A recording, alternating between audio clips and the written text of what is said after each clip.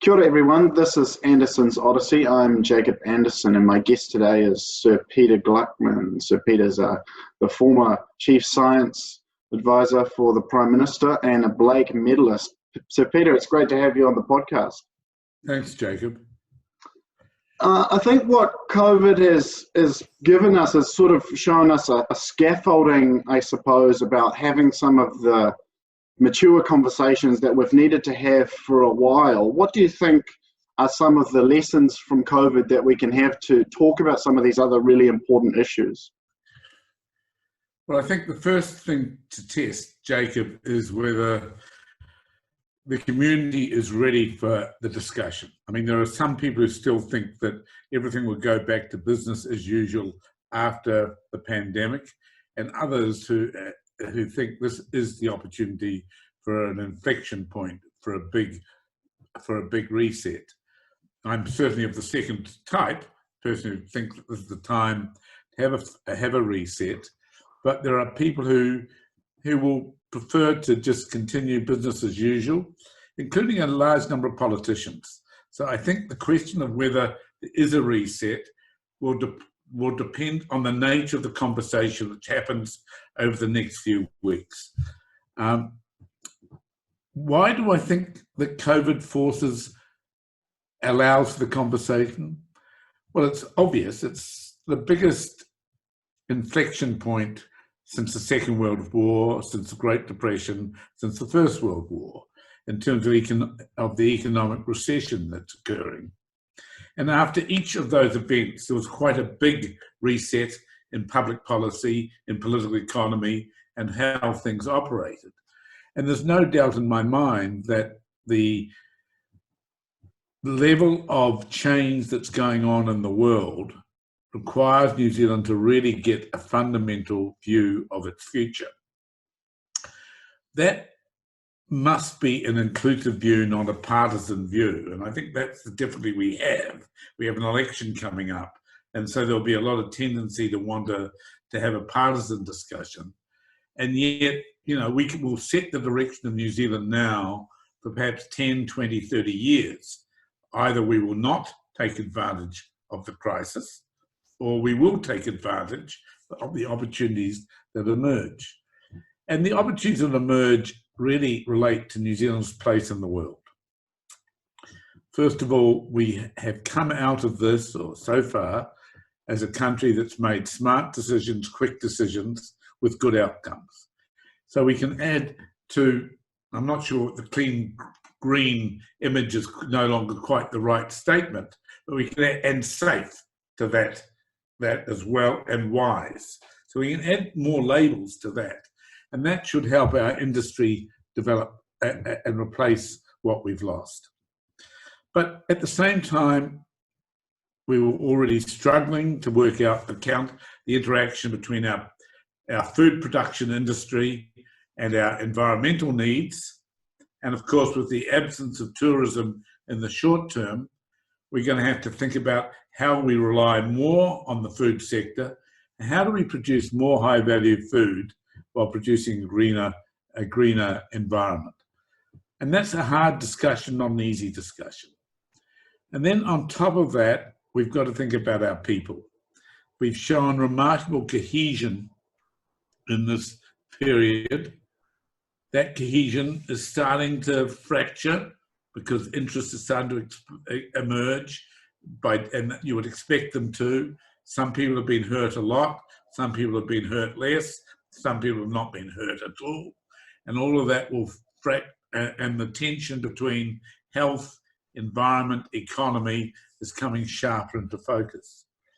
And so can we build off this cohesion that we've got, but acknowledge that that cohesion is fragile because there are deep issues we've not addressed around deprivation, disempowerment, post-colonial situation that have not been fully addressed, high incidence of family violence, alcohol, drug use, all those social issues which are very real. And so in moving ahead, we cannot move ahead credibly if we don't also address those issues. So at the end of it all, I think we've got this social domain where we have things to repair, but if we repair it, we will be a much stronger country.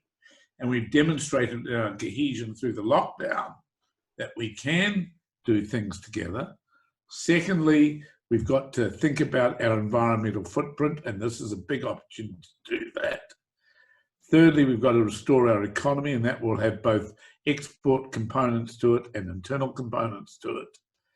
And beyond that, we've got to think about our people in other ways, the education system, the research and technology sector. There's lots of sectors to think about, but it's got to be looked at holistically as a whole rather than a series of silos. And we've tended to work on problems, I think, incrementally tweaking them to get things better. But what is now required with a lot of these challenges and issues is much harder conversations and much tougher decisions, I guess, with regards to new technologies, be that, digital technologies or genetic technologies or environmental or climate problems or social issues. We've seen a lot of experts and scientists kind of speak up recently with COVID. Do we need more scientists and other experts to kind of take a more public profile talking about some of these other issues to get public interest? Because I think this is a challenge. I think a lot of people like to work in private and it's safer, but now with all of these issues, how do we kind of manage that with trust and with the right information to move forward? We've got to be careful here, and we've got to be humble as scientists. Ultimately, these are decisions for society. And I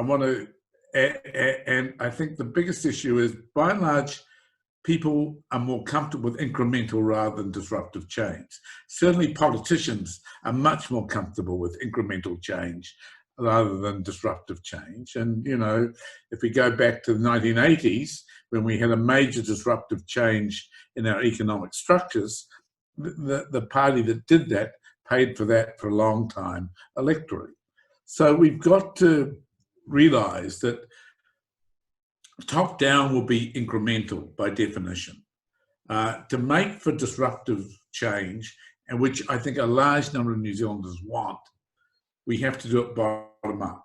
And that doesn't mean intellectuals driving the discussion. It means everybody driving the discussion. And I think certainly what I'm involved in is trying to find ways to have that collective discussion, of which what we are good at as scientists is identifying issues, pointing towards possible solutions, but the solutions have to be scalable, acceptable, etc., etc., etc. And there is a danger in all of this that scientists will be accused of being the intellectuals that drove the government to shut down the economy. And look what's happened since. Now they're trying to tell us what to do afterwards. So humility is really important. And I would suggest to you that some of the scientists around the world have not been particularly humble in the last few months or weeks.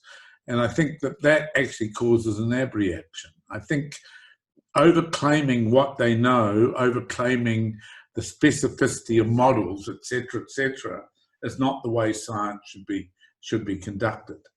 And so I think that we've got to be careful. Our job is problem identification, knowledge synthesis. The decisions what to do with that knowledge belong with the broader community. Do you think, and I think you're right, and that trust is so important. I think that's one of the reasons why New Zealand, it's for the most part worked quite well, because there's been trust, but there's also been understanding of values or shared concern there, whereas if we're just presenting the evidence, that's not always the case, and that's definitely the case we've seen with things in the past.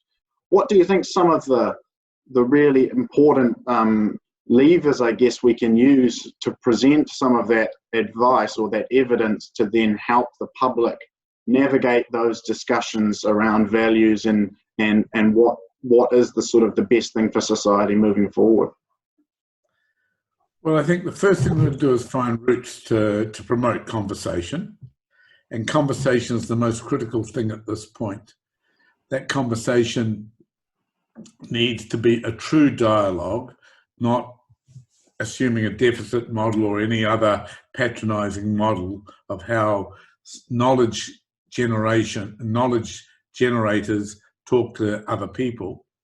We've also got to remember that this is not a matter only of natural sciences. This is a matter for the social sciences and the humanities as much as it is for the natural sciences. And those countries like Germany, some of them have engaged social sciences very strongly in the COVID response, and I think to their credit. I think that we'll need multiple fora. So my centre, KOI2, the Centre for Informed Futures, is creating one such platform. There'll be other platforms. Universities create platforms. Royal Society creates platforms. Te Papa can create a platform. There are lots of platforms for conversation, because ultimately those conversations have to coalesce into some actions. But governments will not move until those conversations appear to show a national consensus on things to do. And we've got some hard things to do. So take the environment. There are some fundamental issues about the environment which have big policy choices to make, which has not been made. For example, issues over water. Many issues still left, despite many years of conversation around water rights, about water ownership, water uptake, etc., etc. Similarly, do we need better regulation or better information about land use? You know, the dairy conversions in some parts of South Island have been maybe to the short-term interests of the farmer, because that's where the incentives have lay, but not on the long-term interests of New Zealand. And so that you've got a set of issues which have always been in two hard baskets, which are very sensitive because they come to issues of property and property rights and so forth. The RMA, another issue, the diversity of opinions between central and local government, which can leave the individual farmer or property owner quite confused about how to move forward. We don't have the knowledge that we have on environmental data, easily accessible. We can get funding for high-end sexy research, perhaps with some luck, but for that basic research of environmental monitoring, for interpreting data, not sexy, not producing commercial returns tomorrow, very hard to get funding for that. We have to think innovatively and persuade the system that these are the things that New Zealand needs to do seriously if it's going to take advantage of the situation that COVID's created. Now, I picked on the environment. I could equally do that about food and agriculture. I could do it about social sector, could do it about the economic sector. The same conversations occur across sectors. But the other problem we have, which is real, is there's a danger that this will quickly turn into, this is what the environmental group wants, this is what the food sector wants, this is what some other sector wants. And they're all interconnected. I mean, there's one thing we who think about sustainability understand is the interconnectedness between, I don't like the terms capital, but let's just use them for now, social, human, environmental, economic capital, cultural capital. They're all interconnected.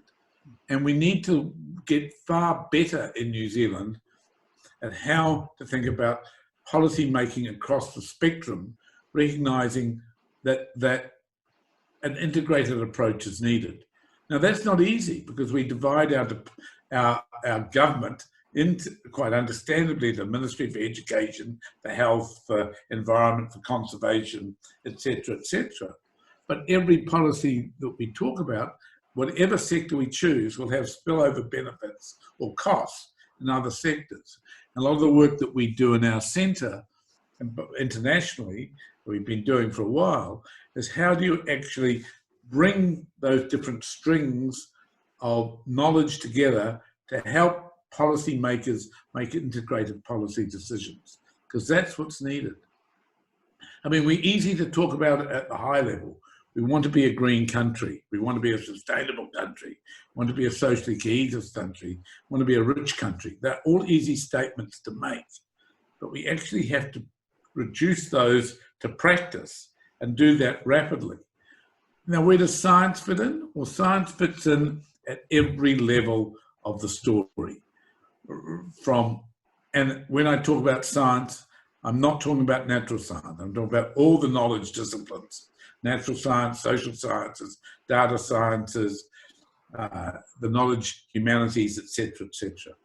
We need to realize that we need to understand the systems that we're talking about. We need to know how to measure what's going on. We need to understand, use that knowledge to explain what the options and implications are of each option to society, so choices can be made. So, I mean, we can't simply tomorrow remove all the cows from New Zealand and imagine that we're going to be economically rich. We've had to face the fact that for a few months, we've seen a massive reduction in tourism. Now, that might in the short term do something good in terms of our environmental footprint, but it leaves the question to be asked: how could we develop high value, less intensive tourism? So instead of what we've done for now, gone for volume tourism, how do we go for high value tourism? I think some people have talked about that before, haven't they? You know, trying to make Queenstown a Monte Carlo or these sorts of really high end. Well, I'm not sure that is high end. I think that's just high end throwing your money down the drain. But that's just a personal view of gambling. But I think that, you know, look at Botswana, look at a number of other countries that have really focused on what low intensity, high volume, high value tourism means. Can we do that with ecotourism? Can we do that in lots of areas? We need, I mean, if we look honestly at the environmental footprint of tourism, it's been pretty heavy too. So we've got two environmentally impactful industries that drive our economy at the moment. And so we need to work our way through that. Science can help with that at lots of levels. Science can help us think about how do we get higher value out of our commodity-based export industry. What can we do now we understand that we're better connected to the rest of the world and that we can work from home or from a distance and still be very interactive with the rest of the world?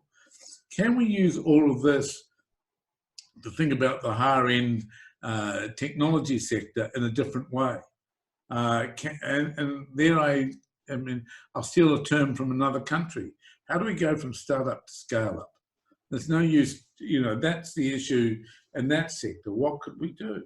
These are all questions which we need to grapple with, and we need to grapple with them now, but grapple with them over 1, 2, 3 years, because we're not going to fix them all overnight. The consensus has to be reached, and we need to make sure that this is not driven by a narrow agenda. I would say, however, that right at the start of it, or you wouldn't be surprised, I think we are paying the price now for not enough R&D investment over the last 30 years, that we do not have that diversity of ways ahead in a very difficult situation, because we have constrained the intellectual capacity of New Zealand by not enough investment in R&D, particularly in upstream R&D. Most of our research has been driven by very short-term focus for a number of years, and now that's one of the difficulties we face. Do you think that a lot of that stems from the siloed way that we are taught from, even from high school, and we're taught these individual subjects, and then you go into university and you're typically in one department and you spend very little time working across multiple disciplines, and then all of that thinking, and of course people tend to focus on areas of interest, or they engage in only a few certain fields. But how do we foster an environment where people can learn from a number of different fields or have access to different ways of thinking that aren't typically siloed in one sort of group, I suppose.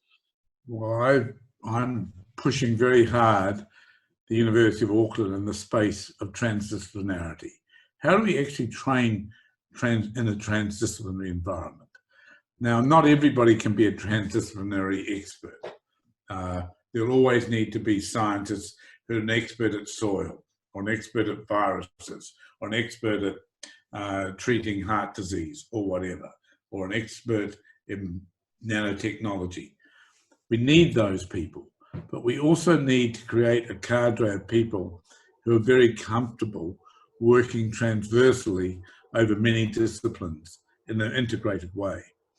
Now, it's not the same thing as thinking about interdisciplinarity, just as where you just get two scientists from different disciplines to work together.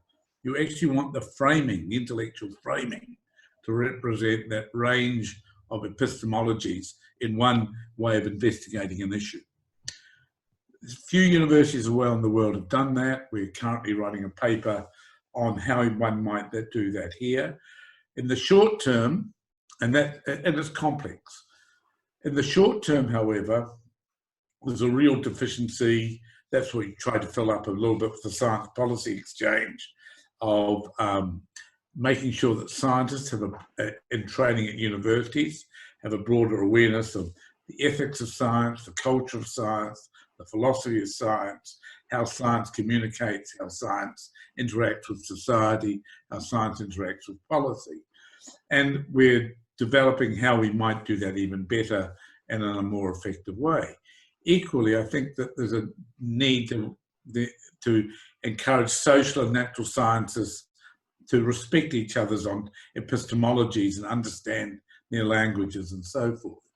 And that flows through to the humanities, although in my experience it's been easier to bridge the gap often between the humanities and natural science than between natural and social science. And I think that's been a global phenomenon.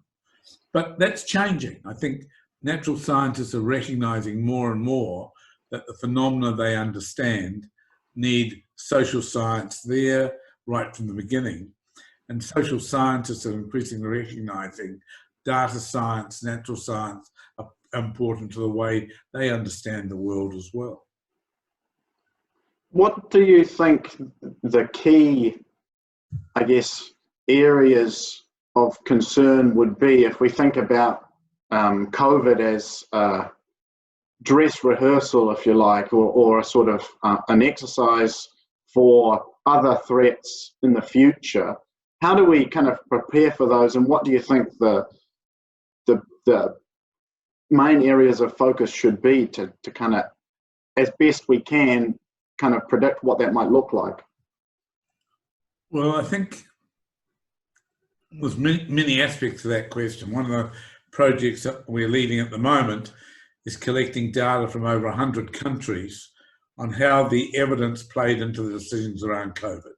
So we're actually running a global project through the International Network of Government Science Advice on what evidence was provided, how was it provided, what range of disciplines were involved, what institutions of advice were used, and how did the government in that particular country respond. And I think from that we may learn a lot more about how governments prepare for and respond to emergencies. I just wrote a piece in the UK version of The Conversation with Chris Tyler about whether risk registers are being properly used by governments. It's easy to write a register, but if it's not public and if governments are not held accountable to prepare for them, then they're not much use. And I think that we've got a lot to, there are real issues about, scientists have known about pandemic risk for a long time. There's nothing new in predicting the pandemic risk. It's been discounted in public policy, except from a few countries that has experienced the SARS situation. The only preparation was, we have a flu plan, we can manage with flu. And we've seen that that's just not appropriate. There's not a relationship. And we could have guessed that another coronavirus was going to hit us sooner or later, and it did. And people predicted that it would be a coronavirus. So there's a lot to learn about how science plays into the preparational planning by governments for events that may or may not happen. Now, that's happened quite well in New Zealand, an earthquake work. In a country like Holland, it's very well developed for flood protection. Will countries, and there was a rush of interest in countries getting better at natural disaster preparation after the 2011 Fukushima event. Will there be a rush of interest in the short term? Yes. In the long term, I'm not sure, to prepare better for pandemic events. But the event that we need to draw analogies to is probably climate change. And, you know, which is I regard climate change and loss of social cohesion as the two big existential threats that we need to think about. Social cohesion at the global level, not necessarily not the national level. And the third one might be how society responds to technologies. In all those areas, science knows a lot. The science is either being ignored, listened to, but not really listened to, if you understand what I mean. And we remain without real action. How we achieve better is partly about institutions. In other words, do we have the institutions of science advice right? And that's obviously what our projects try to understand. And secondly, in part, it's about the people that are in those institutions. Are they trained properly to be at the interface between science and policy? Because what's happened in many cases is it's been individual scientists having a large impact on the process, which may and not represent the diversity of inputs that are needed, as opposed to having an institutional process which has a number of inputs into it. And I think we need to think that through, and that requires scientists and policymakers who are trained to be brokers, to actually have one foot in each camp, and who are the translators of one community to another community. That is still work in progress. There's outside very few places are there many people with that skill set developed. I mean, that kind of goes back to that first point around incremental versus disruptive change. And I think of COVID, we see this exponential increase in cases all around the world. And we've got the same thing playing out in a longer form with carbon emissions. We kind of, in terms of the science, especially regarding climate change, we know where we're going and we know what the sort of the models are telling us. So how much additional information do we need from science brokers with decision makers, and how much is needed with the sort of the wider community and with businesses and people's personal choices? Well, I think you've got the same issue in COVID, actually. That what you've got is, it was easy for the scientists to say, hey, you got a problem, you got to lock down. That was easy. The issue is now, was for scientists to say that was quite easy. The decisions governments had to make were actually very complicated. What was it going to do to the economy? What was it going to do to the social welfare of people that were locked down, and the long recovery that will follow? And you've seen that agonizing decision play out differently in different countries. You know, early lockdown, late lockdown, the degree of lockdown, all of that was influenced by that thing trading off. What happened in climate change is not dissimilar. It's been relatively easy for scientists to come to the conclusion that anthropogenic climate change is a big problem, it's on us, and it's going to cause major threats of an existential scale. The problem, both in COVID and in climate change, was to present answers to government and to people and to interests that showed scalable, practical, politically acceptable solutions. And the solutions often lie in different places to where you start. So, and in both, for instance, a lot of discussion in the COVID situation has been about the role or otherwise of behavioural science. Would people socially distance? How would they respond to weeks of shutdown? Would they, et cetera, et cetera. In climate change, if you think about what's happened, we had from early on with IPCC, pretty clear indications from the climate scientists of what was going on. Sure, they did a lot more science to get more and more precise, but the general conclusion that the world was warming at a rate which would be catastrophic has been known for a long time. But the solutions don't lie with climate scientists.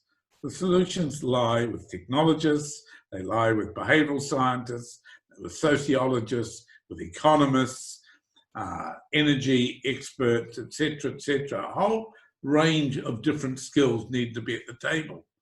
They were brought together, they tended not to come together in a holistic way, and they've tended to get caught up in the minutiae of one particular aspect rather than looking at the issues as a whole.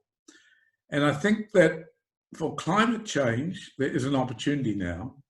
I think there's a real opportunity to learn from the COVID situation, to make it clear that finding solutions to climate change at the level of a society and at the level of a government needs transdisciplinary input. It doesn't mean single discipline input, because the solutions are complex. They're they've got two levels. You've got the level at a national level, and every country is different in its context. And you've got the issues at the global level, which are really more problematic because we've got another layer of issues which we have not solved, and that is the collapse of the multinational arrangements that were developed after the Second World War and are no longer really fit for purpose. So the UN system's not working particularly well. The United States has largely withdrawn from the system, the biggest power in the world. You've got large superpower politics playing out, and you've got interests of different countries playing out for the short term rather than the long term. The issue is whether COVID can be used to actually get countries to reset their thinking about existential risk. Now, that may be possible, it may be not, but it's certainly worth the attempt. Otherwise, we'll be struggling with real problems 10, 20 years down the line. Yeah, and I think what we're grappling with right now in terms of it's a huge social question around the values of people who are immediately impacted by COVID and could die today versus the bigger impact around people who lose their jobs and end up with depression and potentially suicide, as you've mentioned. And there's a lot of different countries working through that space. How on earth do we kind of have a discussion or put you can't kind of value either one above the other because it's just such a complex core. It's an impossible equation. There's no economic model that can do that, and nor can we reduce human beings to just being equivalent to so many dollars on a piece of paper. So, and that's the dilemma of government. That's the dilemma of every government in the world all the time and the decisions they make. Science can't solve that dilemma for them. What science can do is tell them what we know, what we don't know, what are the conclusions we reach, and what are the options ahead for a government, and what are the implications of each option from both a scientific and other perspectives.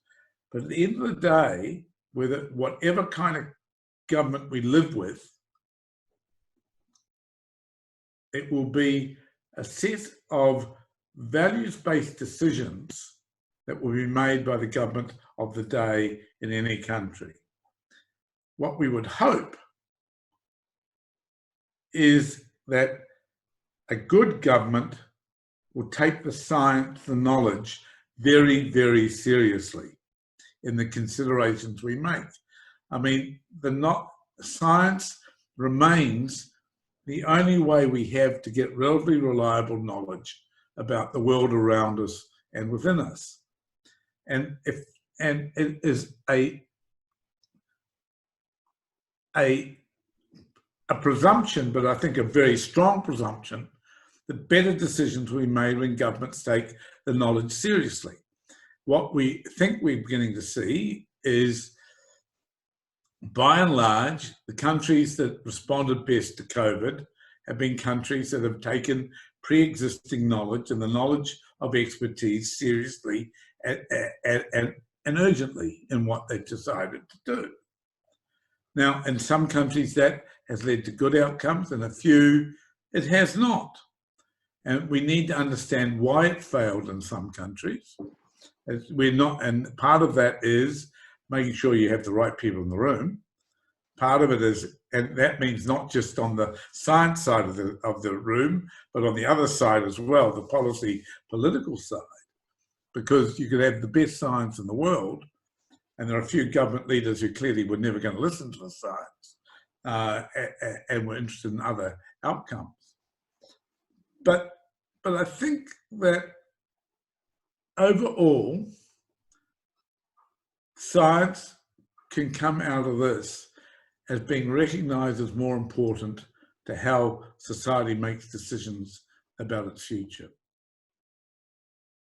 Yeah, and we have a lot of big decisions coming up, and in particular with, you mentioned from other crises, we have around 10% of the population becomes depressed. And we know that spending time in nature, exercise, connection with family, and other things are some of the levers or some of the tools we can use to try and help people cope with some of those things.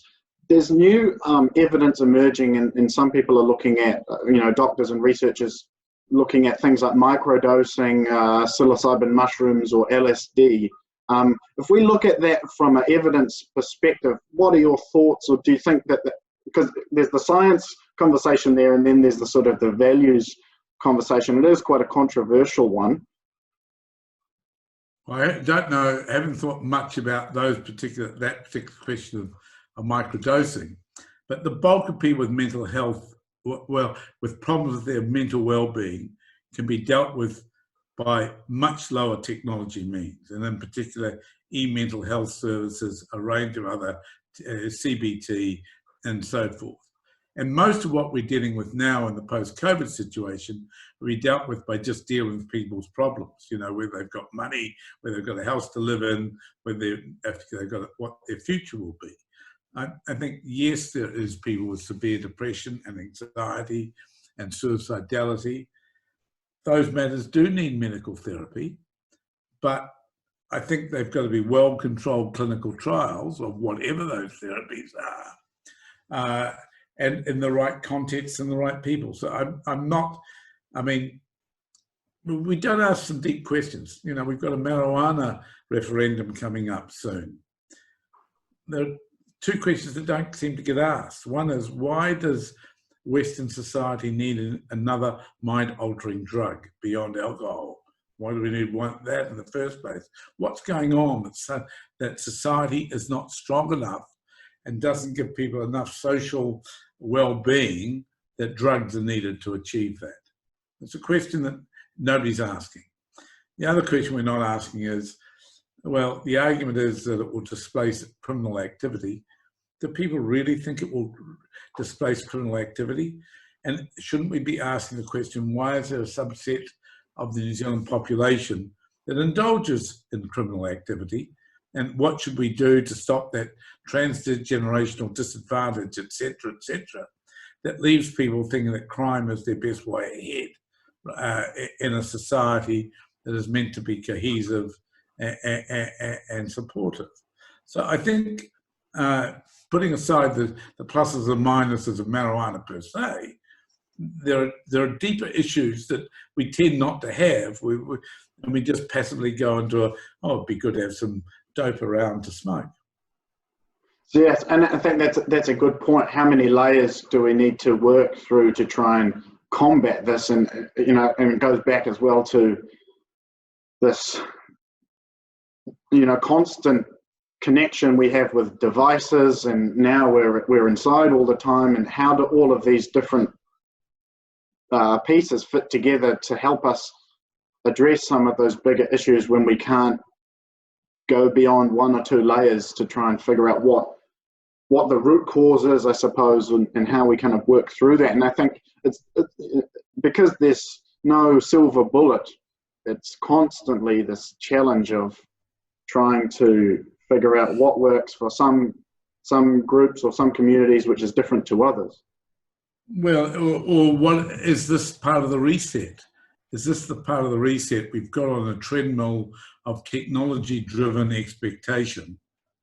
And we need to actually think more about what kind of society New Zealand wants to be over the next 20 years, which actually does mean that the well-being and of all our citizens is protected, and the potential of people to live in a world in a way they want to live is enhanced.